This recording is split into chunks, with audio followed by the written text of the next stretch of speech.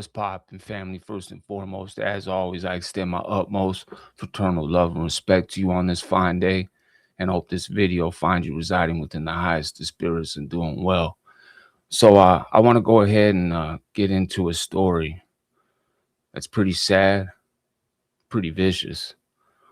Um, and coming into prison as a young man and witnessing this definitely let me know where the hell I was at and what I was dealing with.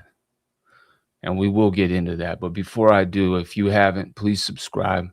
Hit that subscribe button, hit the all notification bell. So anytime I drop any content, you'll be notified of it. And if you haven't, you like the content, please hit that like button. If you don't like it, hit the thumbs down button. That's fine too.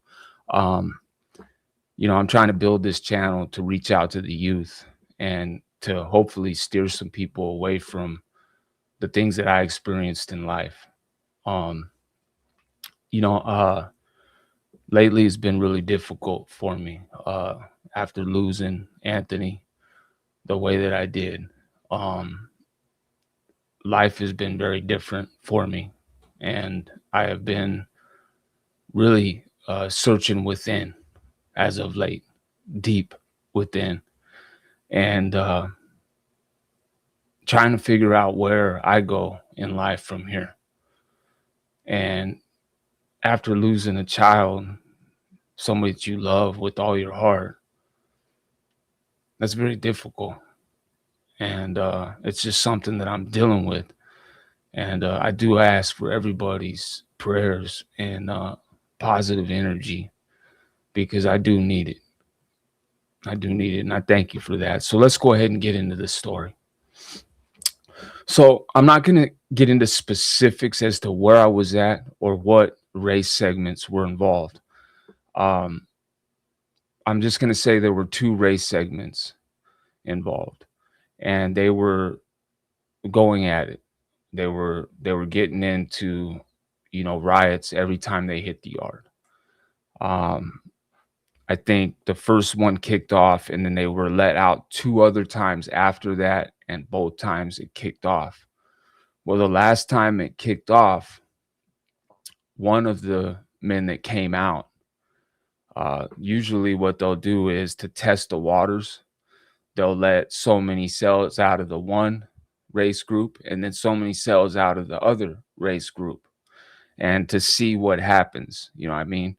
And so the last time they did that, one of the men on one of the race segments came out, and he was an older gentleman, walked with a cane, probably in his mid to late 60s, been down for a long time. Um, so anyways, he didn't get off. He didn't get off. He got down. I don't know exactly what happened. I wasn't out there when that specific incident happened, so I didn't see. All I know is what I heard. He didn't get off. He got down. Again, he was an older man. He walked with a cane. He'd been down for, a long time, decades. And for whatever reason, he didn't get off. He got down, right? When everything happened, he got down. So they went back on lockdown. Both race segments went back on lockdown. Um, and during that time, there was talk of them coming back up. And word came around to the buildings that one of the race groups were going to be dealing with one of their own, and that there was no longer anything going on between those two race segments, but the one race was going to be dealing with one of their own. So we kind of anticipated something happening when yard release, went down.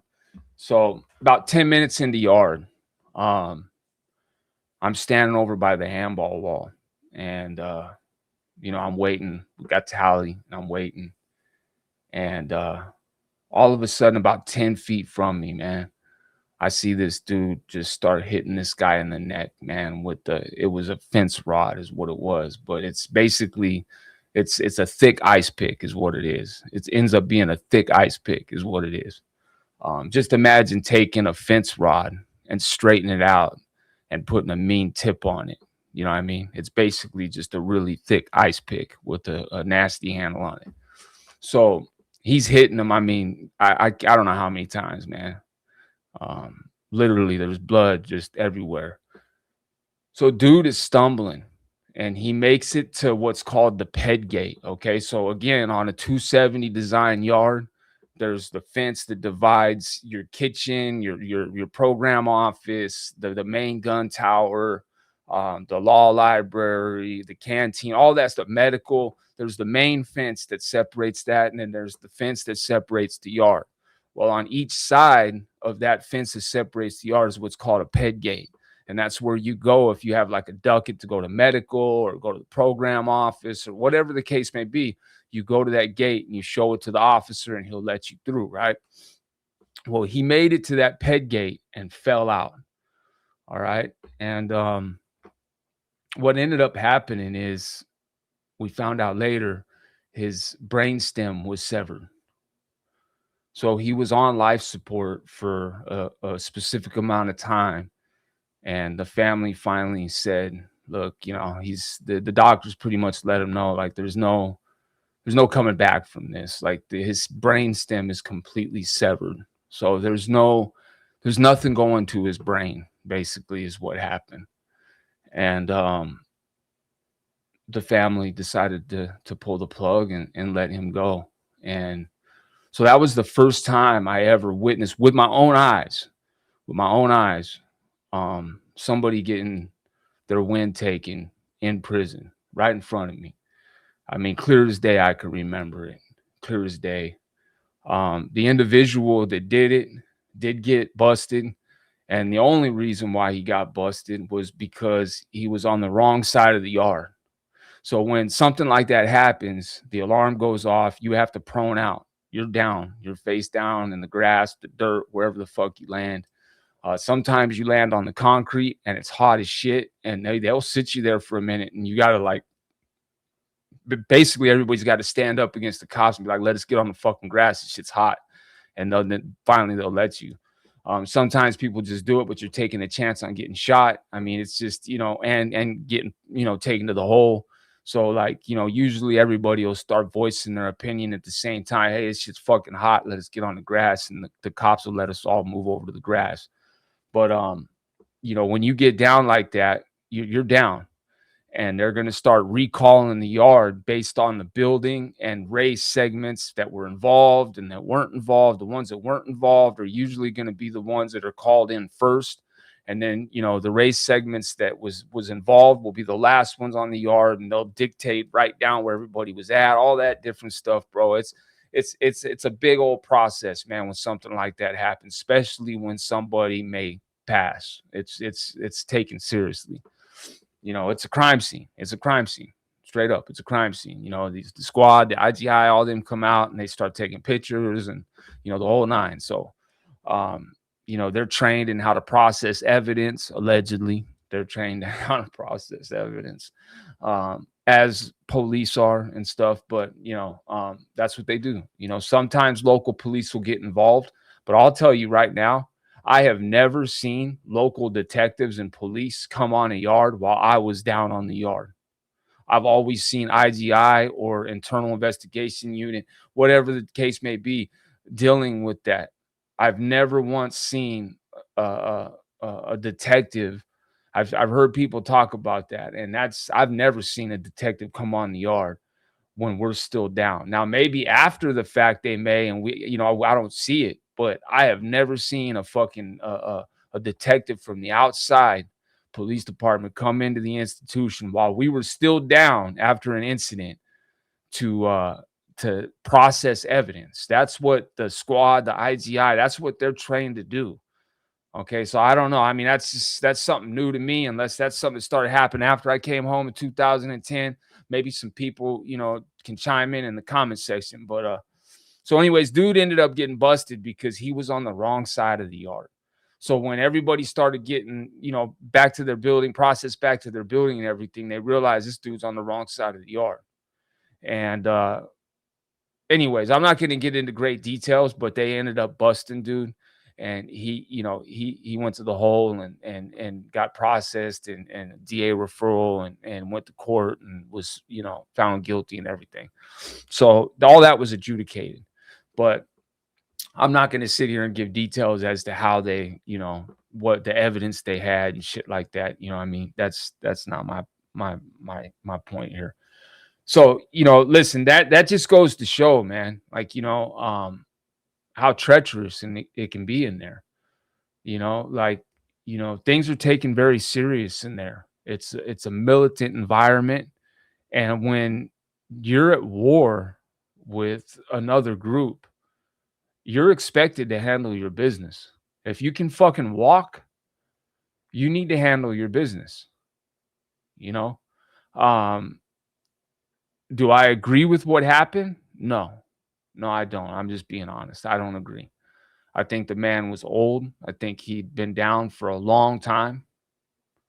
And I think that he should have been respected as an OG and just left, the youngsters should have been dealing with that, man. You know, to be honest with you, if he'd been down decades, the youngsters should have been dealing with that. I mean, I get it, but I don't agree with it. I don't think he should have lost his life over that, and from me watching what was going down, being down and watching what was happening, um,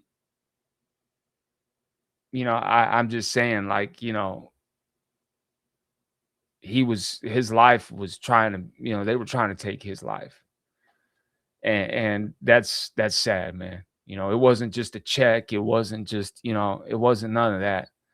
It was trying to take that man's win. And that's exactly what happened. And I don't agree with it. I don't agree with that. I think if anything, maybe a check or something if had be, but again, he'd been down decades. He was solid. He was an old man. He walked with a cane. And I definitely don't think that should have happened. But that's just my opinion. But again, to you youngsters that may be watching, man, just take heed to this story. Take heed to this. Because,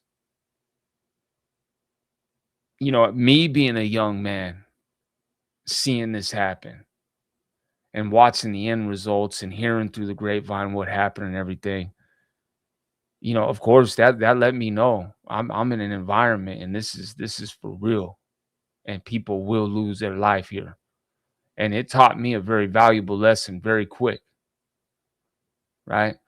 So I'm telling you now, so you don't even have to waste your time and go do it and figure it out for yourself, that it's not worth it. Um, you go in by yourself and you leave by yourself. That's just facts. You go in by yourself and you leave by yourself. Listen, there's been times where I have given my cellies that were paroling brand new sweats, sweatshirt, chucks, the whole nine, so they could go out and parole looking decent because they didn't have anybody taking care of them. I asked them to do me one solid, either mail or drop off a couple roses to my grandma and tell her I love her. Did anybody out of the two people that I did that for do that? No. The two cellies that I looked out for and made sure they were taken care of and were good and parole with some decent stuff so they didn't have to go out there looking like a bum with some state fucking pants and state shirt on with some fucking state boots. Yeah, nah. I looked out. And not to mention, that shit comes out of your gate money. You got to pay for those clothes. So that little $200 you got, that's the only money you got. If you're getting out, that's all you got. That little state clothes are coming out of your gate money. So, I'm doing dudes solid, and I asked for one simple favor, and neither one of them did it.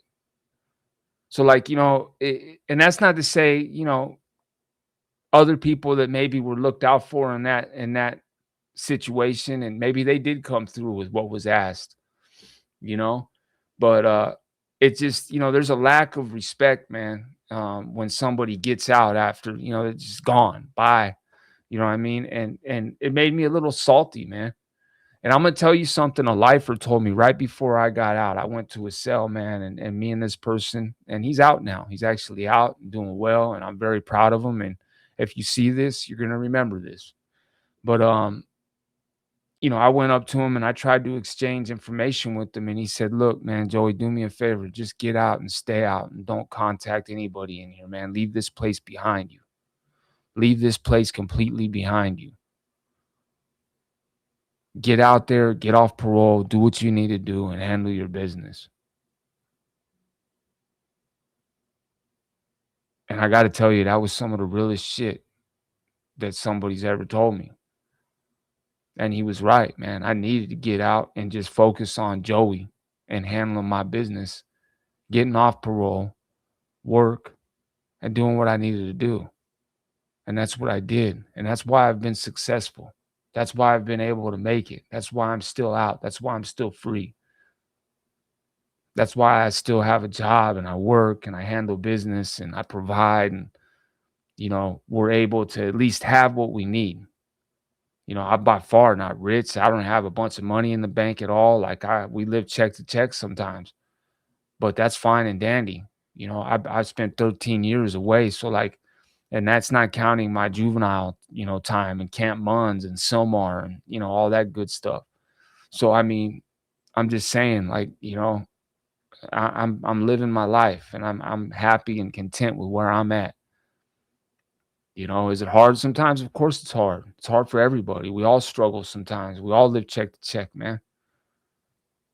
But I'm definitely glad that I'm not in that environment no more and have to watch stuff like I had to watch there.